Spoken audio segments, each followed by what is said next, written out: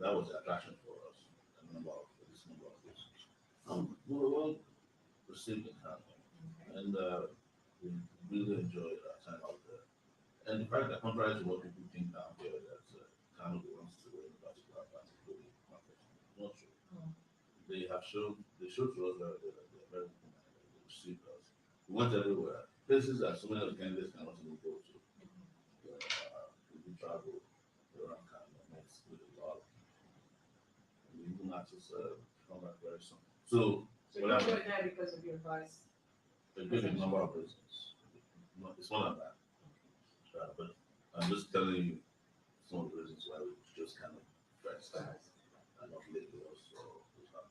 But why do you take this long for your campaigns? Keep up saying the history that you have, even your voice, you decided to use your voice, your pen, your keyboard also, and then campaigns kicked off like a month ago, and it's just, why did it take you this long? So I'm one candidate that never stopped campaigning since 2019. So Okay. yes, and what are the issues affecting Nigeria? You don't know. I organized protests. I talked about them every day. I was stuck in the city for by way of the court order for 3 years. Mm. Everyone knew that I was sentenced to live in Abuja for 3 years. That's the way I see it. And I did everything to keep the flag flying, to keep the issues alive. Yeah. And it led me to be rearrested again. It led me to be shot by police officers. So, I did a torture and those was broken out.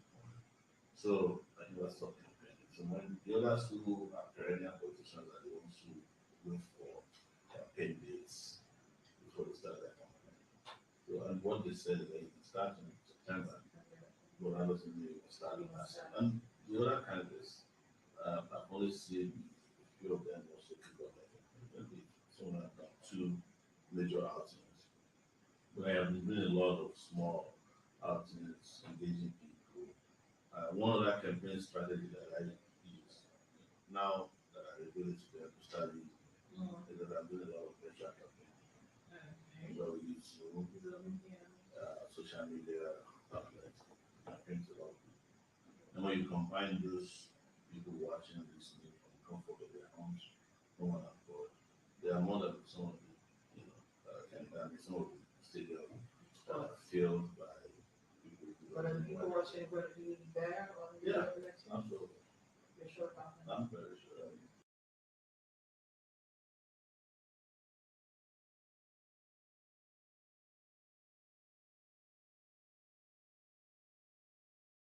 It's a deep into the fabric of this society, and probably the reason why the country is is the way it There's is no question about it. presently, with things not working and all of that. How do you tend to achieve this? For instance, trillions of Americans spend in subsidy. How do you intend to achieve this? This is something that has been existed for years. Yeah, well, there were problems that I was born into that I helped solve. Okay. Yes, one of it military rule. When I was born, there was military rule 1971. And by the time I turned 28, I had helped to solve the problem of military rule. So corruption is one of the problems that I have even started solving as an individual. As you are aware, I set up an anti-corruption website that is very, very famous for outing corrupt individuals, and I've helped send some of them to jail. Okay. It helps Are they save still in money. jail? No, of course. I'm not responsible for Okay, them. they're in jail. My job is to send them there if I could. But as to how to keep them in jail, their friends always get them out as soon as So wouldn't that doesn't this defeat it? no, no, it doesn't defeat it, considering that anybody who is jailed for corruption is not society. Okay. One of the reasons why people are sent to jail for any offense, for that matter, is for the sake of identifying them as bad people Yes. and shaming them. Uh-huh. The law shames you by putting you in jail and reducing your status in society to somebody who will refer to as an But in ex-convict. Nigeria, would you say that has Well, you're asking me what I'll do. So, but Yeah. let's talk about what Alright. needs to be done. Okay. I think the biggest problem with corruption in Nigeria is the fact that we don't we don't prevent people from stealing. Mm. Processes only wait after they have stolen. And it's always very difficult when people have amassed wealth, illegal wealth, to take it back from them. No matter how legally upright or astute or tenacious a lawyer may be, the moment someone steals a billion naira, you are most likely not able to get back even 100 million or even 10 million sometimes. All the people under the regime, this Buhari regime, that were arrested for when he initially arrived, all of them have recovered their goods back from the government. Almost all of them that I know of. Okay. All Some right. of them have become ministers today. Some of them have become governors under the same political party that came and said they want to fight corruption. So my first goal would be to entirely apply technology to the way we conduct our financial affairs, both publicly and in the private sector as well. And what this means is that I will get rid of paperwork almost completely. Everywhere I go to, people start writing something down on paper. It's just suspicious. We also have to get rid of the paper naira as part of our transaction. That doesn't mean that it will not become a legal tender. It's just that if you're a contractor, I'm not paying you with, paper naira. Okay. And we do not have e-naira, which they introduced, but they don't know how to work. Okay, I was wondering if that was even new. Yes, but if you use the advantage of e-naira, in the sense of technology, every time that you experiment can also be tracked. Yes. So, because we are not going to be able to take it out, Yes. you understand it now. Mhm. So, and that's the way government all over the world operate. America, that everybody is shouting about everything, have corrupt people. In fact, I have been quoted that said that America is the most corrupt country in the world. One street in America, known as Wall Street, is more corrupt than all the West African countries put together. Mhm. So, but the difference between theirs is that they exist institutions and processes in place that can catch people even after they have committed offenses for over 40 years. Yeah, there was a Wall Street person who stole over 50 billion. And he was a successful person. Everybody thought he was doing well. But one investigation led to reveal all his shenanigans. So that's what you said. But to go back to Yes. the starting point, is to ensure that we straighten up our systems with technology in such a way that every transaction with the federal government is involved, state government, local government, are not so important that people can just take cash and run away with them or hide them. The moment you put those in place, you have solved 50% of Nigeria's corruption problem. Yes. Yeah, okay. The second part is enforcement. Okay. There are laws in this country called almost everything that needs to become right, but they are not properly enforced. And why is it that our laws are not enforced? That has to do with place of connection, who you know or who you don't know. Like they say in this country today, if you have a big corruption case, you just get two sets of lawyers: the ones that know the law and the one that knows the judge. So we have to get rid of such practices so that our judiciary can have that level of interest and confidence from the citizenry that they know that judges are not compromised and corrupt to the point that they will see something that is white and call it black. And I can say this categorically because I go into courtrooms a lot. Okay. To face my own cases. Mhm. And in the course of sitting down, I just have to shake my head. It's not the hall of justice. You can't get justice. You can just walk into the courtroom in Nigeria, here it is Abuja, and get a court order without, pay for it. You pay for it, and then you can get it. You see them in court. You see, like, the courts are like open markets, from everybody is involved in this corrupt activity. So the judiciary has to be strengthened enough. When the way to strengthen the judiciary is not to interfere in the judiciary, but law enforcement agencies, including anti-corruption watchdogs, can catch judges who are involved in corruption. It's very easy. Yeah, but I don't have to disclose You don't have that. to disclose that, Yeah. yes. So the last stage of fighting corruption, so we talked about enforcement, is to ensure that every citizen in the country is exposed to how we do business. The work of corruption in Nigeria is promoted by our our opaque way of doing business. What I say opaque, for instance, nobody knows how many federal contracts there are in Yes. Nigeria, which areas they are awarded, how much they are, who is the contractor. We don't even. I think the CAC is trying now to make sure that all companies in the country we can download the principal officers of companies, but they're not doing enough. I will make it open. That's the essence of open government. Every transaction, every contract in Nigeria will be on the website that the federal government is involved with. Any any allocation that federal government is involved, it should be on the website. So if you are constructing roads between Abuja and Okota, what is the date of commencement? What is the expected date of completion? Will be on that website. What is the construction company handling the sewage? And I mean what was it called? The gutter, we like to call them here. Who is doing the main work? Who are the smaller, big contractors? It should be on the website. And then you can go to the website of the CAC and download who are the directors of this company. When did they start it? So if a company that was started in September, just last month, 2 months ago, is getting a contract of 2 billion, it raises suspicion that somebody is trying to play games on us. But if it's 20 years old and you have credibility and information and testimonials that you've been working, then we can understand. If we find on the website of CAC that the director of the company is 9 years old, you already know who they are. So that way, you eliminate a lot of the shady ways with contracts.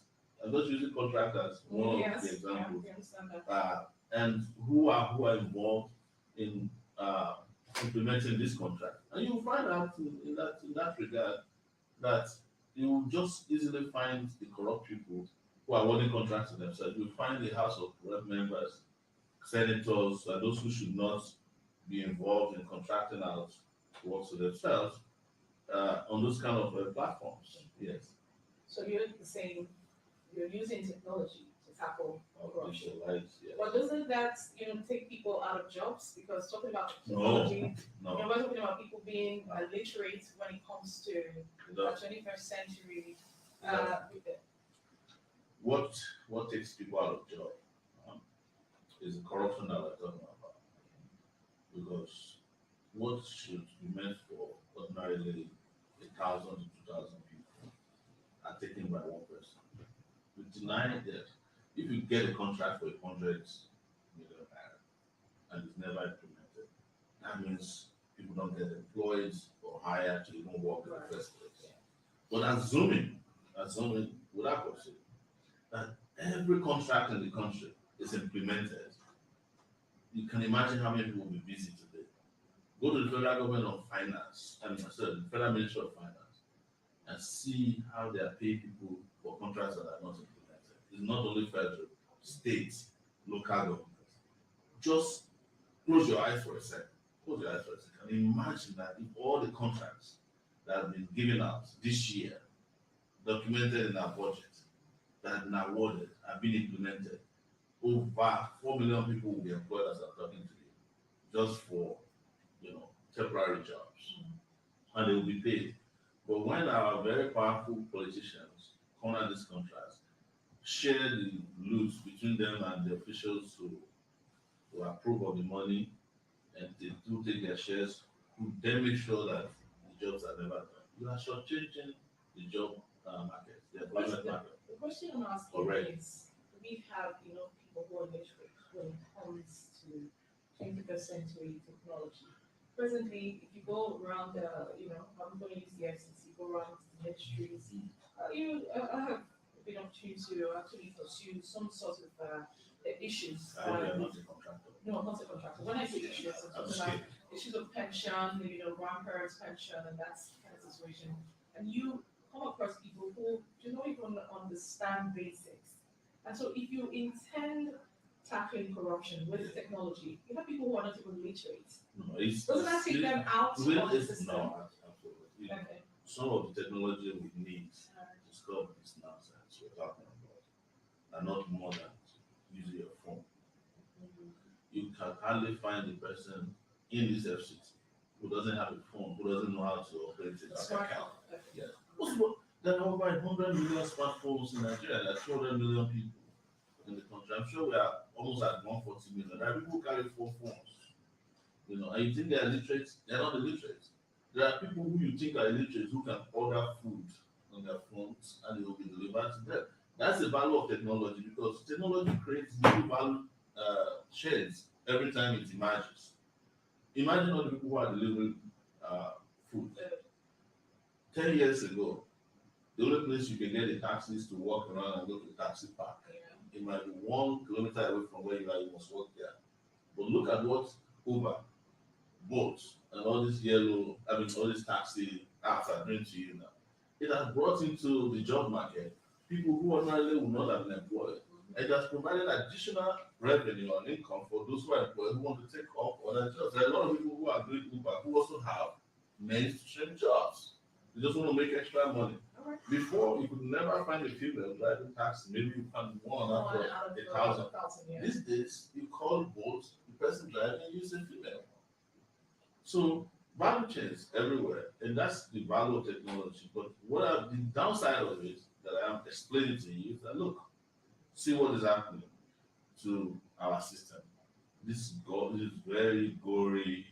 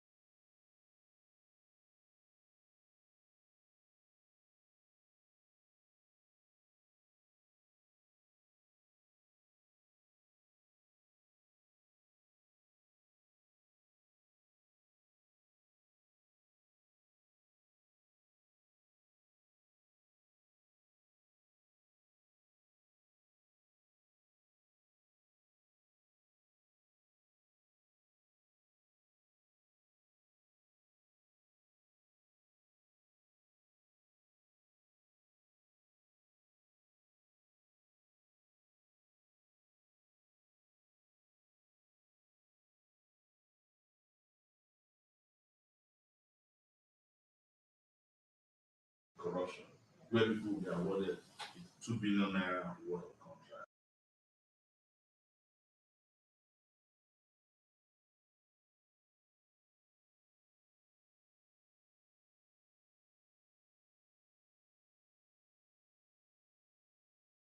It's fully made.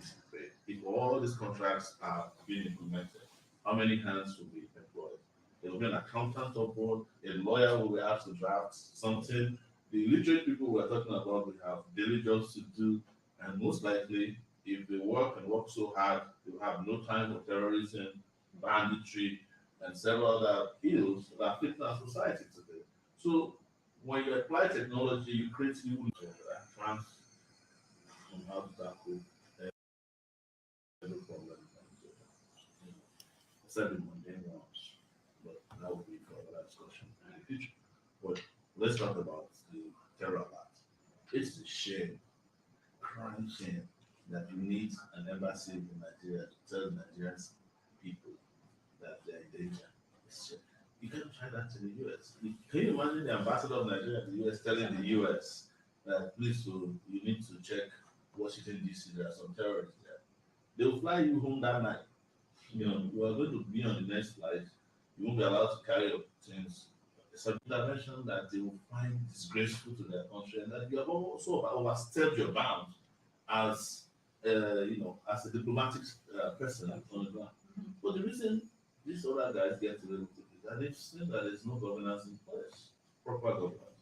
They understand the weakness of our leaders, and they might also have seen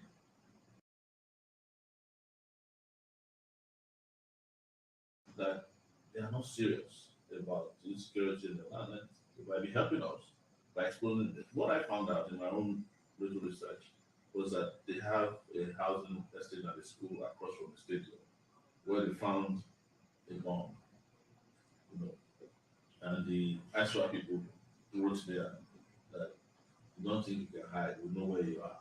Brought the attention of the government to the government didn't do anything about it. So then the truth is that You just said it happened an estate. yeah, the diplomatic staff of the US, they have a housing estates across from the stadium. It's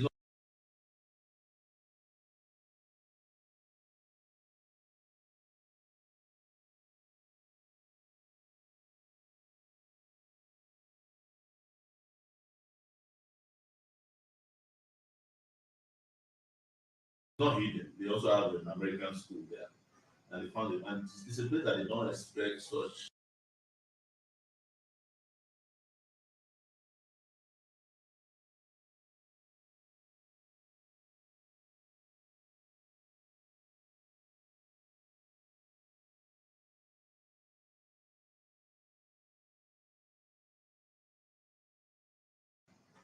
And they did their own research because they have their own agents all over the world, including this. And I found out that the Boko Haram people had flooded into Abuja. They even have camps. You know what happened to the law school.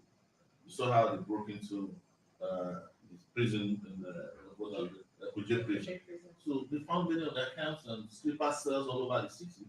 And they also listened in on their communications and found that when America, UK, and other countries wanted to help rescue the shipwreckers, and they exposed their plans to the Nigerian security officials, and they told Boko Haram they have not been sharing intelligence. There was a time when an army general was found to be in communication with Boko Haram leaders. That's why they can never end the Boko Haram war because they are benefiting directly. So how do you tend, no, what for me it's also three stages. Okay. The immediate one was I fired the generals and people are for Boko Haram. If we are for Boko Haram before I see you there, you are not. You have no business. That's what Israel does with their generals. You go to lead the party you can't win, they push you out of the way. Yeah. But that's not going to solve the problem. National partners we have, get more weapons, get our troops motivated, collect intelligence, analyze, and work on them, and do a lot of leadership changes within our security agencies. I was kept with the DSS for 4 or 5 months in 2019. All these DSS are shouting. They're only watching BB Nigeria. They're not doing anything. I said, what are you people doing here apart from going after activists? Nothing. Everybody's just there doing their own little deals. You know, I can't tell you how disgusted I was to find out that the nation's major intelligence building or office is engaging in mundane things and pieces of that they have facilities by the way to do some intelligence to election activities where they get money or to become chief security officers of governors, NNPC officials. You will be disgusted to find what tickles their fancy as opposed to fighting for the country. I also discovered while I was there that they don't have collaboration with other security agencies. They can't stand the police cannot stand them. So they hold intelligence from each other. So there's no central office that's gathering, that is working to make sure that all the security agencies are working together. No. I'm telling you this, and I've said this is not my first time of saying it. They can't dispute it because they know that it's the truth. I was You were there. right. I was detained on top of the office of director of the Director General. I was his personal prisoner. So I had access to more intelligence than most of them did. You know, and I found them detained. They detained some Boko Haram guys. Boko Haram guys have cable, DSTV in their cell. They have like love seats. They were having fun. I wish I was detained with them because they were having great fun in there. And I didn't know Boko Haram leaders. So how do you intend, what are your plans? So I just told you this story. Yes, yeah. That's how we address those. It's the number one I told you. Yeah. But ultimately, and Nigerians must know this, it is resolving a number of security issues that will solve violence, and insecurity in the land. And one of it is social security. As long as people don't have food to eat, no jobs, you can't have security. You're wasting your time. The second of it is for us to really have the appropriate persons in charge of appropriate security agencies, and for security agencies to do what they are created to do. For instance, I have said it many times. Why would the police abandon this job for soldiers? Soldiers are so embedded in our security daily lives internally Yeah. that some of them are controlling traffic. Soldiers have no business controlling traffic in the cities. They should be outside the perimeter of the cities Yeah. in their barracks and doing protection for the country, not traffic, not helping people to carry food at parties, not doing VIP protection work. All those things have to be eliminated. But like I said, you must address socioeconomic inequalities if you want security in your country. This is one major thing, one major policy aspect that's always protected nations across the world. And that takes us back to fixing electricity, ensuring that our education system is all right, healthcare is there, and solving some of the foundational problems of Nigeria. Nigerian problems are twofold, big problems. There are institutional problems and there are foundational problems. Foundational problems include our constitution. They include how this country itself was created. Nigeria was created as a business, in 1900. And then a few years later, it was the North was merged with the South, so what they call amalgamation. Yes. So they did not address so many of our foundational problems. Are we the same? If we are not the same and diverse, how do we govern diverse people? Of course, we can blame the British for that, but the British left us since 1960. What have we done to address so many of these problems? It's part of the reason why everybody should come together And you think and that can change. be done? If we don't do it, then we can start kissing Nigeria goodbye if you continue to pretend that everything is okay. Okay, this is Bright Republic of Bright 98.7, and I guess it's been Omoyole Sowore, who is the presidential candidate of the AAC, the African Action Congress. I have a question from a listener asking, good morning to you, Betcher from Asodrai. You say, I join other patriotic and well-meaning Nigerians to welcome our next president. Omoyole Sowore says, Bright FM. You say, I salute you, Your Excellency, sir. This is from Betcher from Asodrai, who's saying, one thing you have said in the course of putting out your policies and manifesto that Betcher is saying he lost so much is when you said you would probably make the current administration pay for corruption carried out during his administration and also make them account for every kobo stolen during their time in office. Asking if you're sure you can do that, or is it just a political statement? It's not a political statement. And the easiest way to explain this to Nigerians is that in 1999, President Olusegun Obasanjo found a lot of money stolen by Abacha, and they went after his wealth. You can argue that the only reason why they're after him is because he's dead. I wanted to say So that. if the dead can still be sending us money as of 2022 since 1990, the ones alive should be able to send us every kobo they stole. Well, you just said, Yeah. you said here that, it's really hard getting back some of this money. It is hard, but we can get it. We can get a lot of money back. What I'll say is going forward, I won't allow it to be for us to make it easy for people to steal. So, I mean, how do you allow one person, Abacha, for instance, to have stolen $5 billion. Do you know what $5 billion could have bought for you? You can change $5 billion today. It's 810 naira or 820 to 5 billion. You multiply it. I'm sure if you get the figures, you'll be dizzy. Yes, if you put it on a highway, it will build a road from Maiduguri to Lagos. Yeah, there will be 6 lanes on both sides. That's a lot of money. $5 billion is a lot of money. If you ask how many gallons of water can it purify, it would occupy the whole of Egypt, in a reservoir. If you bought jets with $5 billion, all these huge jets, the A380, which is the biggest, the double decker, each of them is 400 million naira. So you buy, if let's assume that we just create an airline, Yes. we will have some of the best jets in the world. And we have one of, we can turn Nigeria into an international hub for the entire African continent, where if you don't go to Nigeria, you can't fly elsewhere.